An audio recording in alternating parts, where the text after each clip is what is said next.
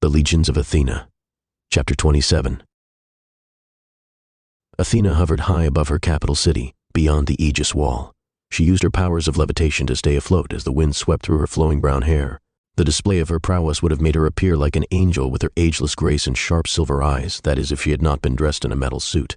Athena had a mecha of her own, though it mainly functioned as a suit of armor. Unlike the other mechas, which all stood 20 feet proud, hers didn't even reach 10. This was because, unlike the others, she did not require a power source, or most of the mechanical components fitted into the others. She powered the mecha herself using her own powers. The heavy armor moved smoothly with the help of telekinesis. Along with the blue and gray armor, she also held a long spear taller than herself in one hand, and her helmet in the other. She wore her helmet and moved forward in the air, ready to face the Drakon. The Drakon was right in front of her, larger than life, but she was not afraid. She had faced such huge monsters before. Centuries ago, when her coasts were being raided by Admiral Poseidon, she had met his pets that dwelled in the seas. She stood between her city and the fearsome beast calculating her move, but a distraction had just come her way. The Stymphalian riders had been flying in close proximity to the Drakon, acting as a sort of guard for the beast. On spotting Athena, the bronze-beaked birds and their riders peeled away from their formation to face the goddess. They were being led by Eris herself. "Athena," Eris shouted, "I am pleased you have come out from hiding to die at my hands." She rode her mount straight at Athena, firing the machine gun at her as she did. But the shots had no effect. They didn't even dent Athena's armor. But Eris was far from done. She put aside her gun and decided to charge at her instead. This is when Athena raised her free hand and clenched her fist. Eris stopped dead. Her bird had come to a halt, and so had she. It was as if someone had bonded her in chains. It dawned on Eris it was Athena's doing. She was using her telekinesis to bind her, trying to crush her. With it, Eris was strong enough not to be broken by this. She too was a goddess after all. But the same could not be said about her bird. She could see its wings crippling and hear the sound of its bones breaking. It did not survive. "Out of my way, weakling," Athena ordered. With a toss of her hand, she sent Eris tearing to the ground below. But Eris had some luck. She jumped of her now dead mount onto another Stymphalian bird flying close by. She then threw its rider to his death and took control of the beast. However, she didn't head back for another attack. Instead, the goddess of discord beat a hasty retreat and the other riders followed. They knew they were no match for an Olympian god. But enough time had been wasted. The Drakon had arrived. Now that it was close enough to the city, it began its charge. It attempted to smash its metal ram straight into the Aegis, but before it could make contact, it was intercepted by a force which shoved it to the side. Athena had used her telekinetic energy to halt the Drakon's advance, and even though her push was not enough to hurt the creature, it had definitely caught its attention. The Drakon coiled around now, changing its target. It had its ram aimed straight at the goddess now. Athena knew she had to go on the offensive now, so she closed her eyes and began her summon. 2 spears identical to the one she was holding appeared on her either side. Then the 2 became 10, the 10 became 100, and the 100 became 1,000. Soon there she was, with 10,000 spears forged from tempered steel floating around her, moving according to her will. A children's tale spoke of how a long time ago a weaving contest was held between Athena and the spider witch Arachne for the control of Minerva. The truth behind the story was a bloody war between the two that lasted for a month, which ended with Arachne's death. The reason the tale had been replaced with a weaving contest when narrated to children was because of the technique Athena had used to kill the Spider Queen, the 10,000 Needles of Athens. The same technique she used to prove her weaving skills would be used again to end the Drakon. The beast took little notice of the thousands of spears spiraling around the goddess and charged headfirst at the goddess. Athena began manipulating her needles. Soon they formed a circle of an enormous diameter around the goddess, with her as the center. The beast was not smart enough to notice the trap. As it drew closer and opened its jaws to swallow the goddess whole, Athena dodged upward into the sky, leaving the Drakon right in the middle of the circle of spears. Then, with a smirk, Athena clenched her raised fist. The circle began to grow smaller, and soon 10,000 spears pierced straight into the serpent Drakon from every single side. The beast howled in pain and squirmed, but it still stayed afloat. But Athena was not done either. She began to manipulate her needles again. She pulled them out of the monster's flesh and slammed them into it again and again and again. Each one of her needles were acting as a sewing machine, repeatedly pushing its needle in and out of the Drakon's body. The Drakon roared and flailed as it began to literally sweat blood. Its 6 flipper-shaped wings were flapping erratically, but it wasn't enough. The spears were just too small. The beast was still alive. In its blinding pain, it spotted Athena, though. With its long tail, it struck Athena like a whip. Athena had not expected the tail to be so quick. She tried to dodge, but the tail was too wide to escape. It slammed into her, sending her tumbling to the ground.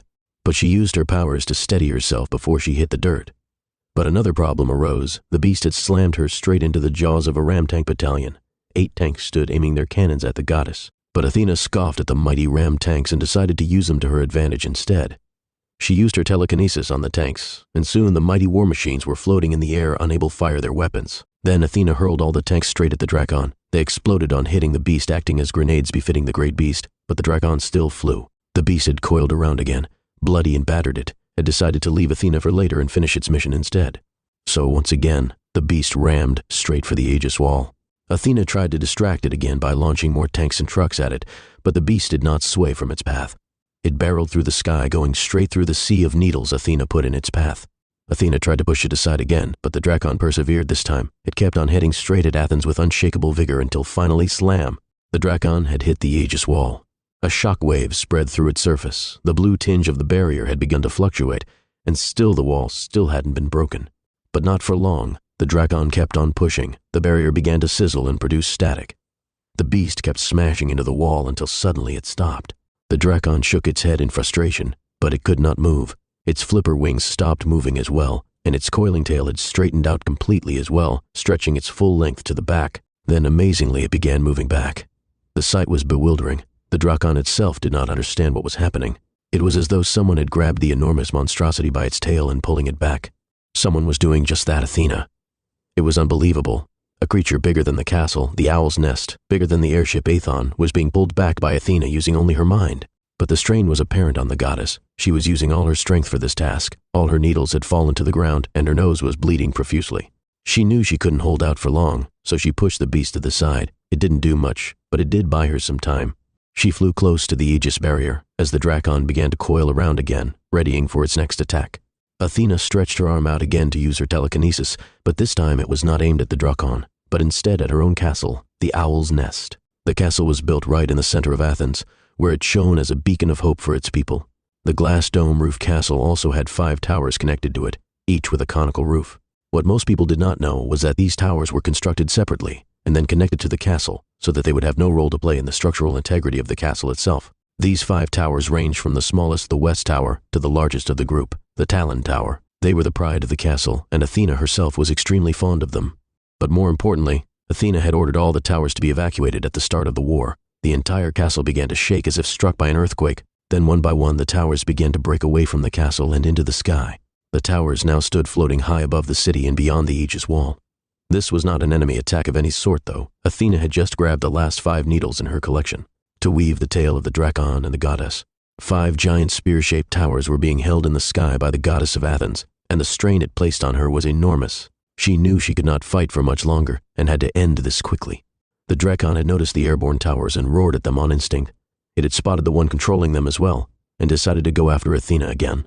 It charged with its mouth open and its razor teeth ready to rip the goddess to shreds, and that's when Athena made her move.